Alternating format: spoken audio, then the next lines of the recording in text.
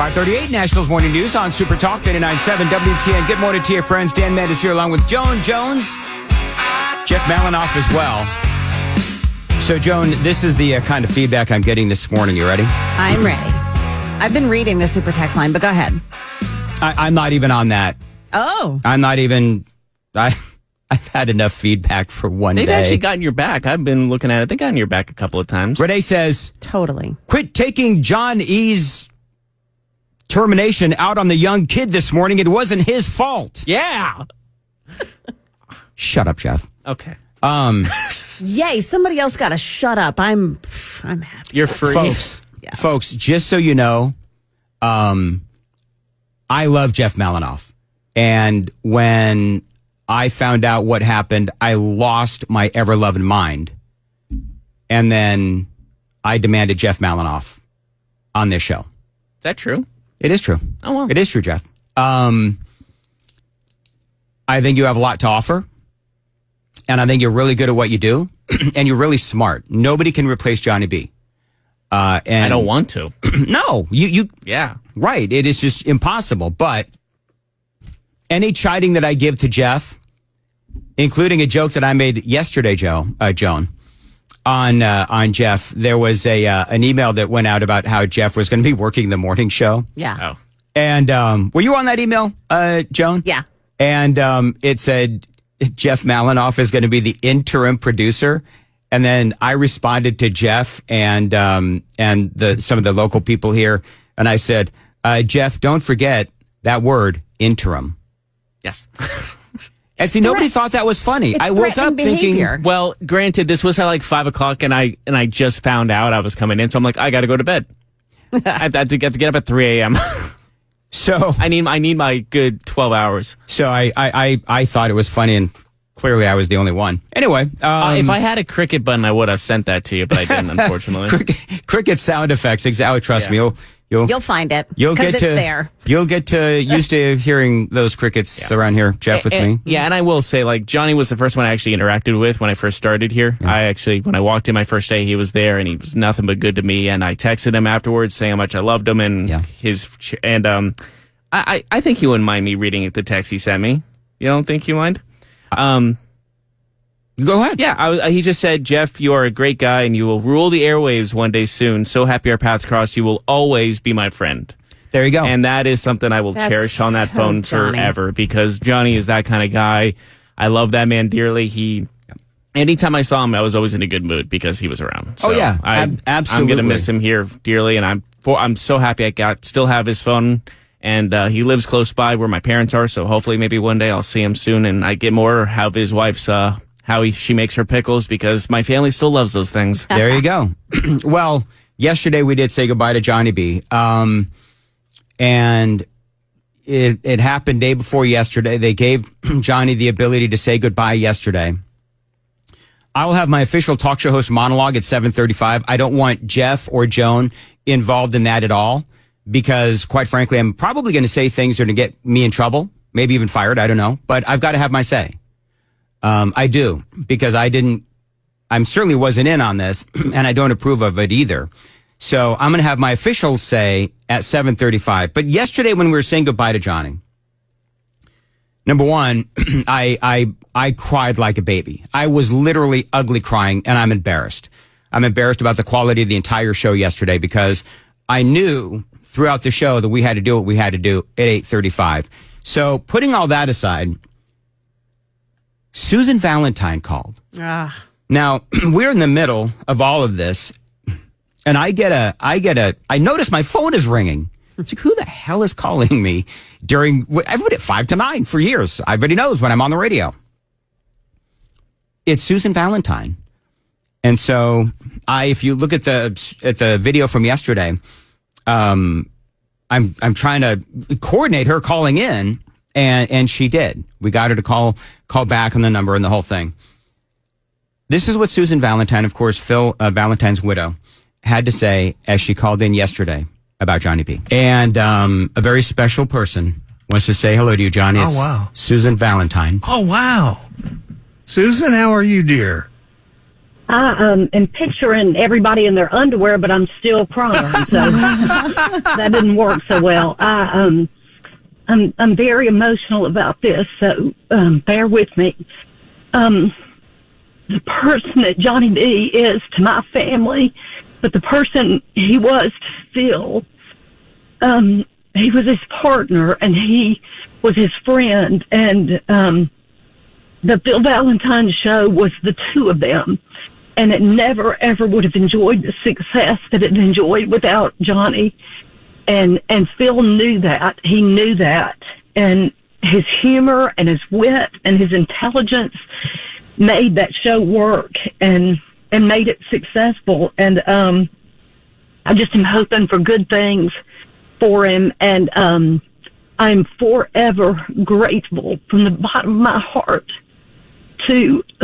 for who he is and was to Phil, and who he is to my family and listeners around the country. Phil thought there was no one more talented than Johnny, and I think everybody who knows him and listens and works with him would agree. He's just an enormous talent, but more than that, he's just an incredible human being, and he has been so wonderful to my family. But it's who he was to Phil that is on my heart today. He is directly responsible. He's as responsible as Phil was for the success of that show. And Phil knew it, and I knew it, and I will never, ever forget that. And I remain so grateful. Susan, I thank you so much for calling. This was not on my bingo card today. You calling in, and I know that I echo, as a guy that's worked with JB for 10 years and on this show for 3, and this show would not have been as successful as it has been without Johnny. And I think that that's why this is so incredibly difficult for me. It's difficult for you, because Johnny, he's not just a coworker, he's a friend. No, yes. So that can I ask, how are you doing, and how are the boys doing, if I may? We are okay. Phil was the heart and soul of our family, and he loved us without condition. And we're not particularly impressive people, but I don't think he knew that. He thought we were the grandest people, and we felt that. I would disagree with that, but okay. but I think we're okay. I'd like to. I mean, this is about John and not about Phil today, but I do thank Phil's listeners. They have been so kind and so good to us, and continue, years later, to care about us. I know many in the audience have certainly never heard me speak before, and I'm sure everybody's out there going, gosh, how is this woman not on the radio? I mean, she has an undetectable accent. She could be from New York, the Midwest. We don't know where this woman's from. How is she not on the radio? But that aside, I think we're better. I know for listeners, the loss of Phil and now Johnny B not being on WTN, it's an enormous hole, and it's a hole in our lives that is gaping. It's gaping, and we just try to continue to go forward and like I said, make him proud. But he was proud of us for just being. So that's probably not a particularly tall task. He was proud of us for just being. So, but we miss him. I told him every day that he was the cutest kid in town. And those of you who know him would say, I was the cutest kid in town. Mm-hmm. She's right. But anyway, good luck to everybody. Good luck to Johnny, and I love you. I love you, Johnny. You know I do. I love you, and I just wish you well. Well, I love you too. I know you can't hear me, but I love you and the boys very much, and hopefully we can get together soon. There you go. I mean, Johnny and Susan Valentine, when she called the 8:35 yesterday, and I mean, honest to goodness, I can't say anything that would top what she had to say. Just an amazing moment when she called. And it's crazy too, because like she said that she was listening. I didn't know she listened. So that in and of itself, I've had several great honors over the over the past many years.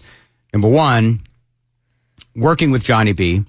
Number two, working, of course, with Phil Valentine. Number three, Susan Valentine actually listens to this show.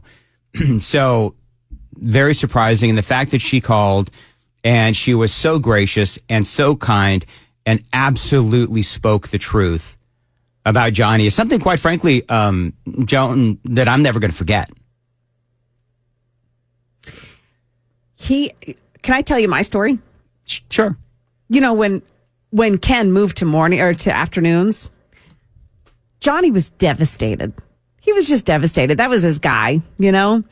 But when I came in, he treated me like royalty. Just the most lovely reception. And every day was encouraging and just had so many wonderful things to say. And we became instant friends. Yeah. One of the things that Johnny, when I started this show 3 years ago, I know you'll all be shocked to hear this, but I'm not always the most confident individual. Seriously? And so Johnny, like you, Joan, Johnny was always so encouraging. Yeah. And always just, you know, it's like if I shanked a segment, he would like, you didn't shank it. It wasn't that bad. And move on. Yeah. And just always so encouraging. And I'm going to be honest with you, that doesn't always happen. I mean, when you work with people and there's some people that are encouraging and there's other people that simply are not. Yeah. And so Johnny really helped me, especially during the first probably 6 months to a year of me doing the show. Mm-hmm. And the success of this show, particularly in these first 3 years, has been really good. I mean, we've had a lot of success, and I put that at Johnny and Ken. I, of course, have my part as well. And now, Joan, that continues with you. But I have so many reasons, different reasons to be thankful and grateful, not only to have worked with Johnny, but also to have known Johnny. And so for me, when I got the word that this had happened, I was absolutely devastated. I was the second person that knew after Johnny. They hung up with him, immediately called me. And without getting into details as to what I said, I'm surprised they didn't fire me. I'm going to be honest with you. I'm shocked that they didn't fire me because they could have. They could have fired me on the spot for insubordination. And being really mouthy. That being said, they allowed Johnny to say goodbye. They are allowing all of us to have our say. And so I'm going to have my official talk show hosts, monologue on this at 7:35 when I'll talk a little bit about this. But bottom line is that we love JB. You folks are showing him such incredibly kindness on social media. And I would encourage you to continue to show that kindness. I know that he's knows everybody in radio in the state of Tennessee. So I think that there's just a lot of opportunity for Johnny if he wants it. I mean, maybe he just wants to hang out and not do anything. I have no idea. I bet he's enjoying sleeping right now, just not getting up this early. Well, he said that's what he was going to do today. That's exactly right. Can anyone blame him? No. I said to Amy, I said, you think he's going to sleep in tomorrow? And clearly, obviously, he is. He's going to sleep till like 2 p.m. I hope so. And you know what? Johnny deserves every amount of rest. Every second of that sleep. Absolutely. So that's it. I mean, I'll have a few more things to say at 7:35. But other than that, he remains a friend to all of us, and I genuinely hope that they have him back to guest host. It didn't sound like he wanted to do that, to be honest with you. No. You know what? If I were Johnny, I think I would tell them to go pound sand too. Take this job and shove it. Yeah. I absolutely get it. Yeah, I totally get it. I totally get it. So, anyway, anybody else have anything to say? I did get a call about it after I heard the news, and they let me have, like, you can let it out if you wanted to. And I was still stunned. I was just like, I don't know what to say or do. Like, I was kind of numb. Yeah. So yeah, I think you spoke for all of us in a sense of letting out the frustration because, just it's like I remember just lying in bed and seeing the text. And I'm like, what's going on? Like I was still like, it was a complete confusion. Yeah. And now it just like kind of settles in. It still stings because again, like I said, he was the first person I interacted with, and he's still someone that I can trust with so much in just in life, like life lessons he's given me. So I said it, like I said it before the show started, like you said, no one's replacing Johnny B. No one will ever, those shoes will never be filled again. Yeah. That will never happen. And I don't want to even try. So that's not, if anyone's thinking that I'm the new guy, that's not the case in the slightest. You said interim, it's interim for a reason. So should we tell, Joan, should we tell young Jeff Malinoff that he's actually on, triple, quadruple probation? Well, I had to be, so he has to be too. Triple, quadruple, secret, not so secret probation. Yeah. You've got to earn that interim being taken off, Jeff Malinoff. That's like the fourth time I've gotten this quadruple and P.S., suspension. My coffee's late, buddy. Oh, Starbucks didn't open in time. Blame them.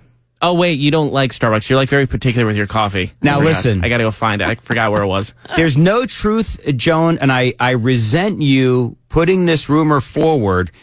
Jeff, rest assured that I will not be asking for foot massages. Slippery Elm's another thing. Slippery Elm might be a completely different thing. But no, I know I like pedicures, but I don't need Malinoff coming after my feet. All right, it's enough of that. 5:54. Let's see here. Joan Jones is coming up with the news. Hey, Joan. Yeah, got to watch the skies today. We've got this storm system pressing down on us. It's arriving in this area now. We'll have details in a moment. Also, social media posts show that the Madison, Wisconsin school shooter idolized another killer. Those stories coming up at 6 o'clock on Super Talk 99.7 WTN.